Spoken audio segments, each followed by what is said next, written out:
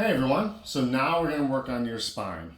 You need to gain access and mobility in your mid-spine. Your neck is meant to be pretty stable, your lower back is meant to be stable, but you're supposed to have some mobility in your mid-back, right? And your mid-back moves in a whole bunch of different dimensions, and we're going to try to tackle the mobility in there as much as we can. I like to start off on the ground because it does help us understand the rotations that we're trying to focus on. So you're going to go to a 4-point position and basically go into like a crawling. Notice how my shoulders are stacked above my elbows and my elbows are stacked above my wrists, and I'm not leaning back where my shoulder is behind my wrist. Okay, I want to try to stay stacked as much as possible. And I'm going to bring my foot to the outside of my hand, basically get my pinky next to the arch of my foot. All right, we'll start off with this hand. So I have a 90-degree bend in my legs. I'm pushing through the floor. And I'm going to lift and I'm going to exhale and twist. Now my neck can stay neutral or I can look up depending on how my discomfort in my neck is. Bring the hand to the chest as if you're pulling from the ground like a bow. Exhale, twist. It's not so important to get your arm up. It's important to rotate through the spine so that your chest is essentially facing the wall and that your shoulders are stacked. I push through the planted hand on the ground. So my right hand is pushing down so I can get some more rotation. Let's try like 3 more. And I'm only really trying to move through my spine.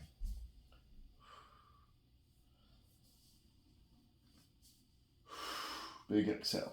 Now I'm just going to do the same thing on the opposite side. Get to the 90-degree positions, push through the floor, inside hand, exhale, twist. And trying to get my shoulder blades to stack on one another. Pushing through that planted hand, twisting through. Big exhale.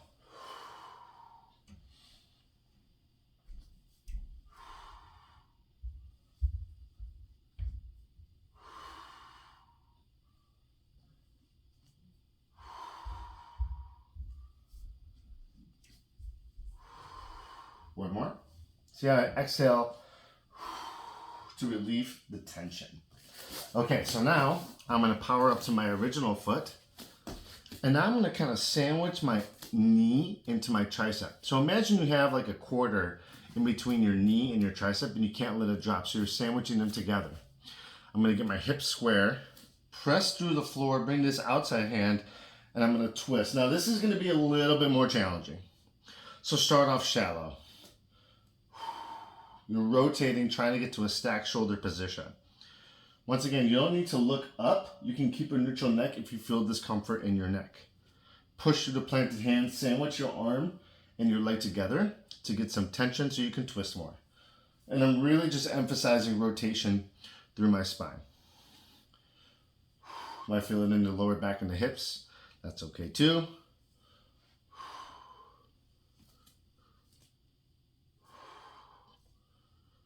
Big exhale. That's going to be a tough one for a lot of you. Just go shallow and you'll get more range per rep. Lifting, pull the hand, exhale, twist. You can see that I'm a little bit more stiff on this side. Whatever side you feel like you're going to be a little bit more stiff on is probably the side you want to work on first. Push through. Sandwich your arm and your leg together. Bring the hand to the chest, exhale, twist.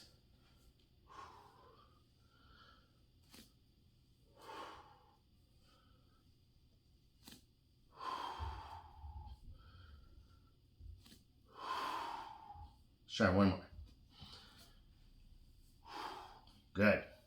So we're rotating like this. Now let's rotate like this. So once again, I can go into this kneeling position here. I'm going to bring my knee up. Okay? So to keep my hips in place, but move through my spine, I'm going to drive this hip forward. So my kneeling hip, I'm driving forward so my glute squeezes. So you should feel maybe like a little bit of a stretch because it's opening up here. And now this is going to be kind of dramatic here, but I'm going to put both hands in front. And I'm going to exhale and twist and then come back. Look behind. Keep the hips square by driving them forward. So I'm really trying to emphasize just rotation through my spine. as if you're pulling a bowstring from a bow and arrow.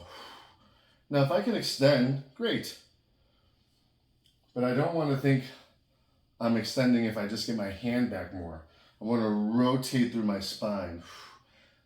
Once again, if you feel a lot of strain in your neck, just look to the side here. You don't need to look back. Trying to limit the discomfort. Think about driving that bottom hip forward so the glute is squeezing. Twisting through. Let's try one more. Now I'm going to switch. Once again, I'm driving this hip forward and squeezing. Rotating through. Pull, twist, reach. And you don't even need to reach if you can't feel like you're twisting enough through your spine. You can just pull this way. But drive that bottom hip forward and squeeze your glute.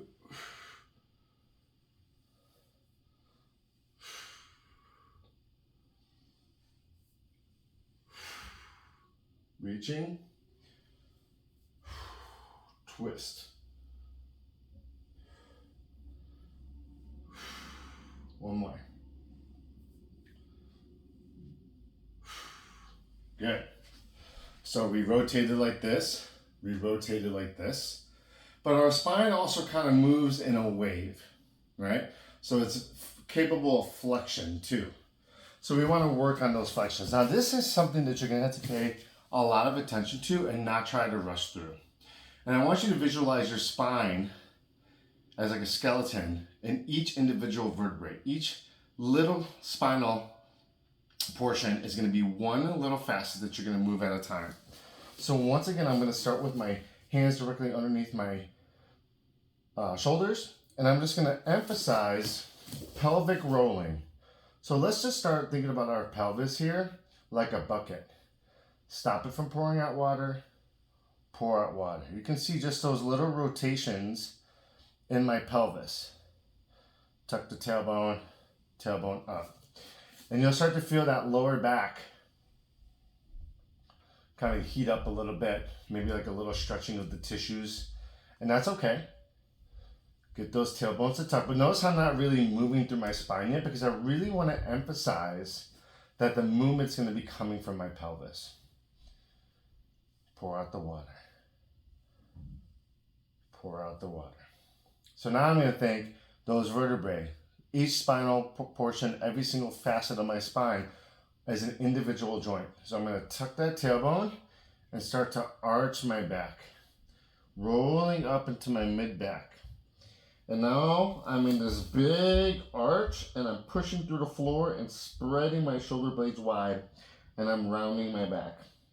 Now I keep my head on my shoulders here, my chin is tucked, and I'm going to roll my pelvis first and think segment by segment of my spine, and then including my neck, because my neck is my spine. So it looks like I'm going to start walking or crawling forward. And my spine is kind of like hanging like a hammock right now. So I'm extending my spine, my tailbone is working up to the ceiling. And then I'm going to tuck my tailbone, but look at my head and my shoulders. I'm going to start with there and go segment by segment and kind of wave it up. So I want to be very focused, slow, press to the floor, draw your navel in, pushing through the floor, big arch of the back, shoulder blade spread. Big exhale.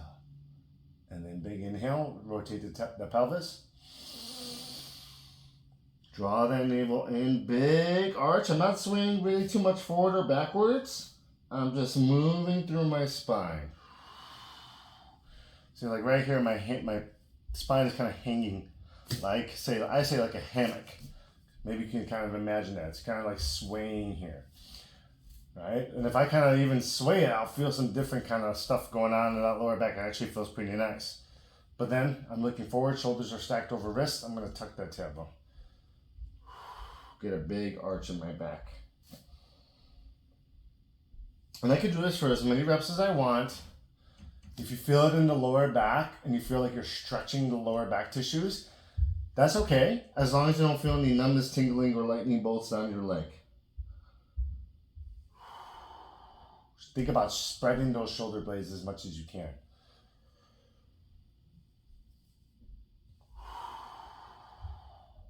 Good. So we were kind of waving our spine like this, but our spine also kind of waves like this. So going back into that 4-point position, I'm going to kind of push my ribs out to the side, and pinch the bottom of my hip to my ribs.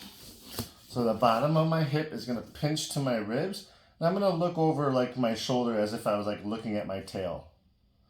Right? And then I'm going to push the ribs out on my left side and tilt my pelvis towards my ribs.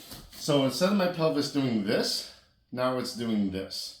So think about pinching your rib to your hip. Rib to hip. So I can kind of focus on that little, like wagging my tail. This side, I'm kind of bowing out my spine. So it kind of looks like this if I was facing you here.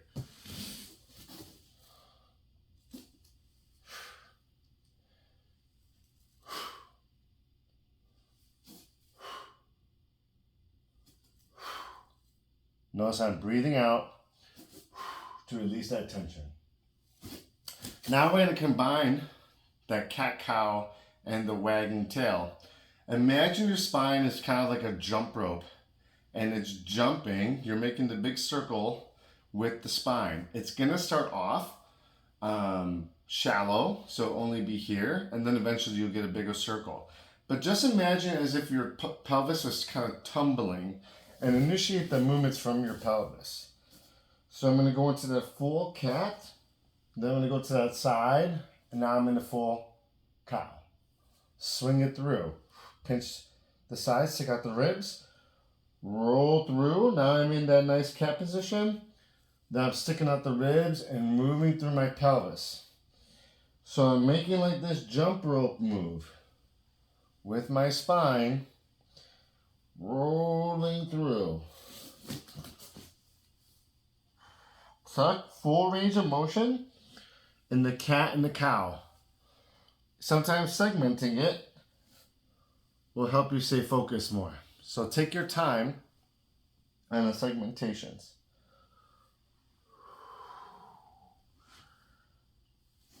Let's change directions.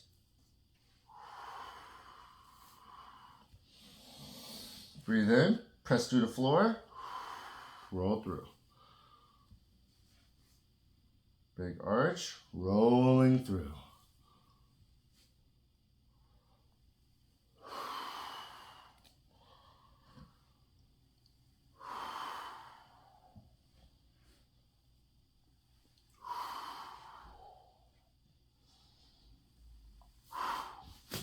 Okay, so we rotated, we waved, and we waved.